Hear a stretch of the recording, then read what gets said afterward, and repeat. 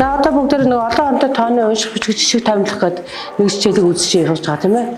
За тэгэхээр багш нь та нарт одоо нэг дасгалыг өгнө. За энэ дасгалыг маш сайн заавраа уншиж ойлгоод за зааврын дагуу дасгалаа хийгээд за тэгэнгүүтээ хосын тэмдэглэний арга ашигладаг тийм ээ. Тэр аргаа ашиглаад за ингээ хоёр биентэй материалаа солилцоод бие бинийгээ үнэлэх байгаа шүү. За юу. За ингээ дасгалуудаа хийх.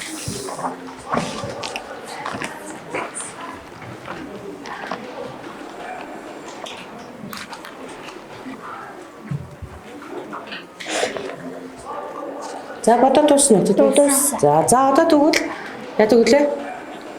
Солилцоод би нэхэ за материалыг зассан шүү.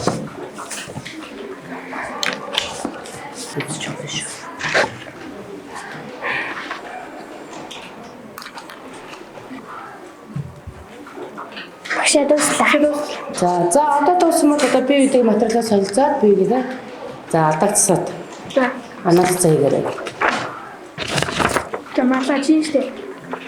Одоо энэ хорон ангийнхаа тоогоо бичгтээ энэ тоонуудынхаа байрыг солиулчихсан эндээ бас алдсан байсан. Тэгээ бас энэ тоймлогтоо эндээ чи буруу бодсон шүү дээ. Тийм учраас энэ чинь яг тоймлогтоо өөр буруу тоо гарчиж байгаа байхгүй юу? Хоёулаа чи намайг итгэхэд алдаагүйсэн. За багшаа баярлалаа. За одоо тэгвэл бүгдээр дараагийнхаа бодлого руу оръё. За мөн хийгээд би битгээ солилцох байгаа тийм ээ. Би өнөхөө алдагдсаад би эндээ зөвлөгөө өгсөн үү те. За тэгвэл өнөөдөр бид яг нэг хичээл дээр нэг хосын тэмдэглэлийн аргыг ингэж хэрэглэж сурж байгаа тийм ээ. За тэгвэл ингээд би бинээсээ ингээд алдаагаа ингэж олж авч чадж байна үү те. За тэгвэл дараагийнхаа хичээл дээр хэлээ энэхүү аргаар ингээд тогтмол хэрэглэж ингэж хэвшил болгохыг бас ингэж зорж ажиллана. За ингээд энэхүү хичээл дээр амжилттай орсон хүүхдүүдэд бүгдээрэнд нь баярлалаа. За бид яг энэ хосын тэмдэглэгийн аргыг хийснээр яг би ингээ өөрийгөө бодлоо одоо хүн ингээ бодлого аим хурдан ойлгоод нэг нэгнээсээ өөрсдийнхөө алдааг суралцаж чадах байхаа гэд би анх бодсон. Би хосын тэмдэглэгийн аргыг ашиглахдаа нөгөө хажуу сүсэг хүүхдийнхээ алдааг бас амар хянаж ер нь бас жоохон хэцүү байсан, алдааг олж авахд жоохон хэцүү байсан. Тэгэхдээ бас дараагийн хичээл дээр энэ аргыг ашиглавал хүүхдүүдийн алдааг ер нь сайн олж ер нь сайн сурах байхаа л гэж бодчих. За сайн байцгаана уу? Намайг Мэгмар Сүрэн гэдэг Дорнод аймгийн 12 дугаар сургуулийн бага боловсролын багшаа. За миний хувьд бол энэ төслийн хугацаанд хамаатай хавцтай бол математикийнхаа хичээлийг өдөр тутмын хичээлдээ бол өвцөн үндэсний аргуудыг бол туршиж хэрэгжүүлэхэд нэлээд зорж үзсэн. За үүнээс бол 2 одны хүсэл гарах тасалбар гэрлэн тохионы арга буюу болон эрхэн уруу тохионы арга багшийн ажилтны арга гэх мэт аргуудыг бол бас туршиж үзсэн. За энэ аргуудыг туршиж үзсэн сурагчид маань бас сурагчдын маань хичээлд оролцох оролцоо бас өөрөөгөө илэрхийлэх чадрууд нь ахаас гадна математикийн хичээлийн маань одоо нэг агуулгыг одоо ингээд олон аргаар хувилбараар ашиглаж байсан маань бол хүүхдүүдийн бол хийж байгаа даалгавраас нь ажиллаж байсан.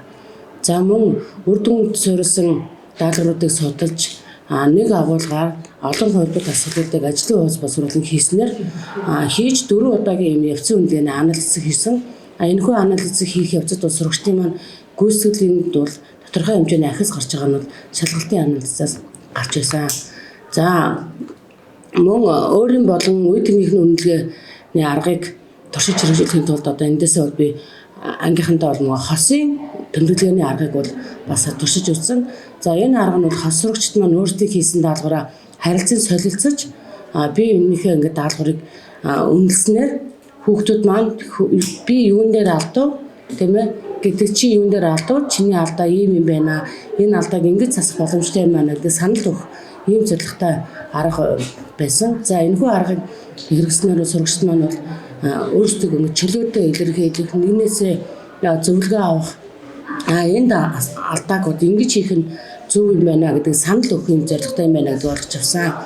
За энэ арга нь бол дүүн тавихтай гол биш эргэх холбоо өгөх зорилготой юм байна гэдгийг ойлгож авсан. За ингээд энэхүү төсөлд хамраснараа багш миний хувьд бол бас сурагчдынхаа явцын одоо дүгнэлт яаж хийх боломжтой юм бэ? Сурагчдынхаа харилцан ярианаас болон ажлын дасгалаас нь бол ингээд дараа дараагийнхаа хичээлдэр ингээд төлөвлөх боломжтой нь бол ахистай нь ойлгож авсан. За ингээд энэ хөт төсөлд хамрагдсан багш нартай болон төслийн багийнхандаа маш их баярлалаа. Ингээд та бүхнийхээ цаашдын ажилд өндөр амжилтыг хүсье.